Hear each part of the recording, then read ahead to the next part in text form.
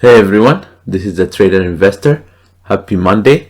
The markets are about to open, so I want to do an analysis of where I'm expecting price to go, where the overnight action in the futures are leading us, and then preparing for our day ahead to make some green. So that's the purpose of every morning analysis.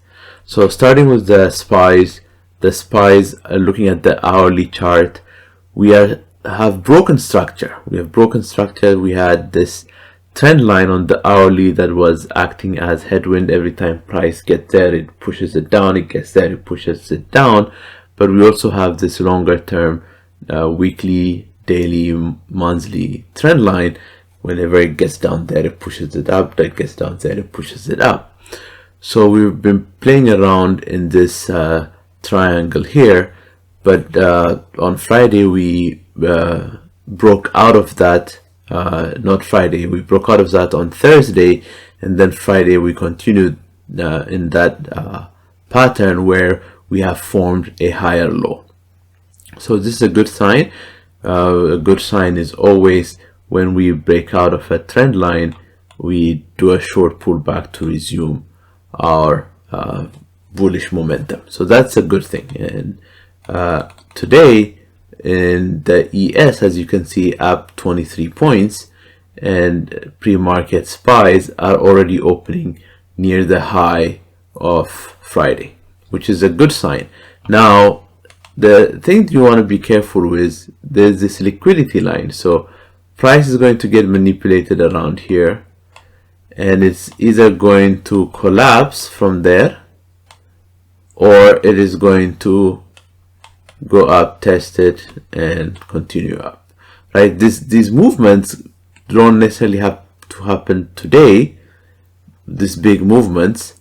However, today I am pretty sure we could potentially see this manipulation because we're very close to it. 417.23, less than $1, about 77 cents or so. We should be able to hit this area, get the manipulation taken care of, then we have a good entry. So let's not rush to enter right at the open. And so if we go to our 15 minutes chart, then if we look at the 15 minutes chart, what I'm seeing, the pre-market is right up against the midway of Friday's 15 minute range. So these are headwinds. The high, the low are headwinds.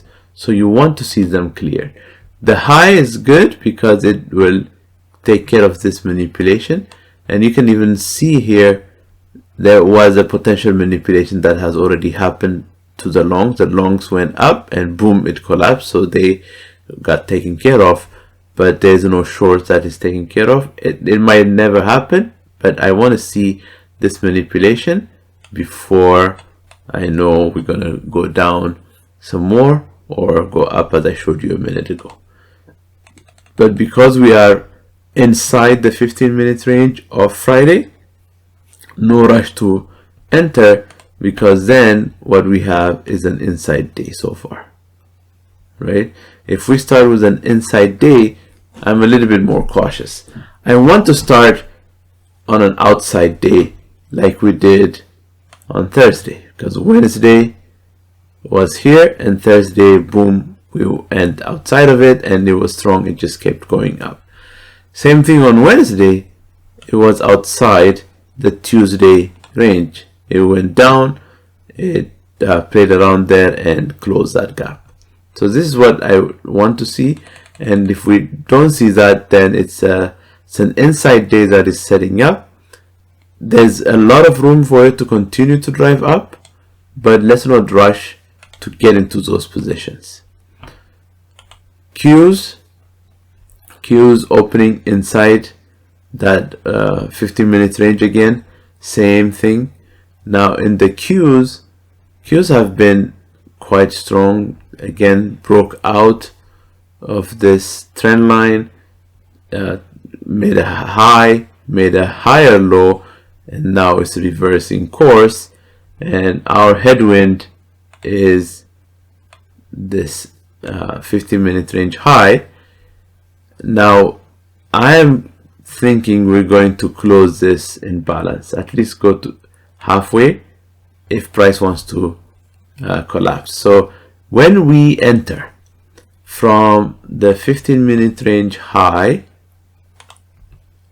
to the mid of that imbalance is $1.64. So I'm comfortable entering a position after we break the 15-minute range high of yesterday. And how do we break that? It is not just a straight shot that from here, from where we are here, is not straight shot here. It's gonna come here, stall. It might be very short stall, go like this, or it might go there, stall, and the next bar goes like this. So this is good.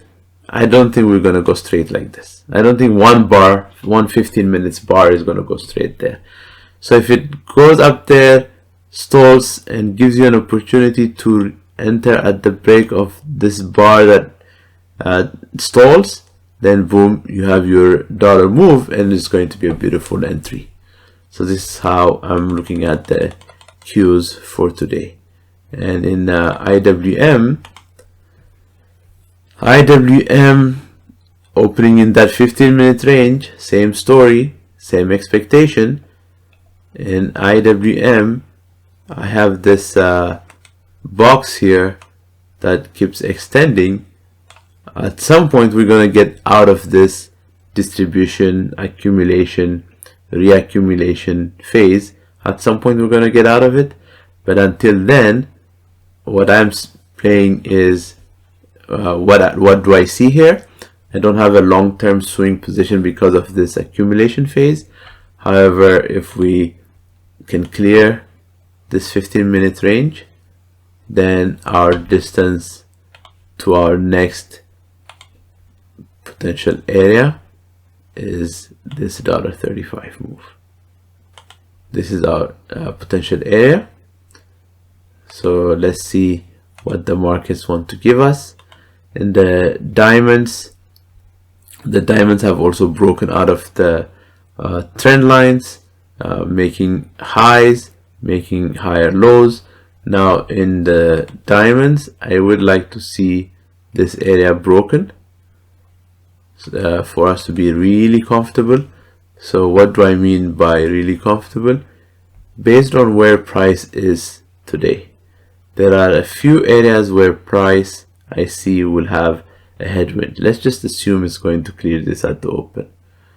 So to get to here, there's this headwind, there's this headwind. We have to clear both of these. And for me, when I look at clearing, I look at distance. I look at distance. After I clear the second one, do I have about $1 move to get to my midpoint? The answer is yes. So it's going to be a valid entry because it's more than $1. I don't see any other headwind. And what's nice about this particular one, it aligns with 2 weeks ago Friday. This is starting to get a little bit weaker and weaker for me. The 15-minute range of a couple of weeks ago is starting to get weaker and weaker, but it just aligns there nicely. So we have that potential room. It could even continue to go up, right? Because it could continue to close this gap. So there's enough distance here. I will be more cautious to enter at this space, less cautious at this space than I am at this space, because this has a very short distance to go here. But once we clear here, we're good to go. And clearing it same way. We drive up there, stall, and we drive here, or we drive here. Either way works. So we do have some nice setups to the upside. To the downside, I haven't talked about the downside in all of them, because the downside for me, this is an area where price could stall. Same for all of them, right? Because we're inside the range, we could stall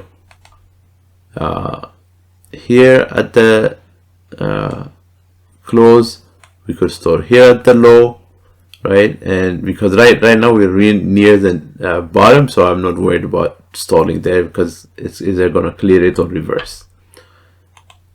And the Qs,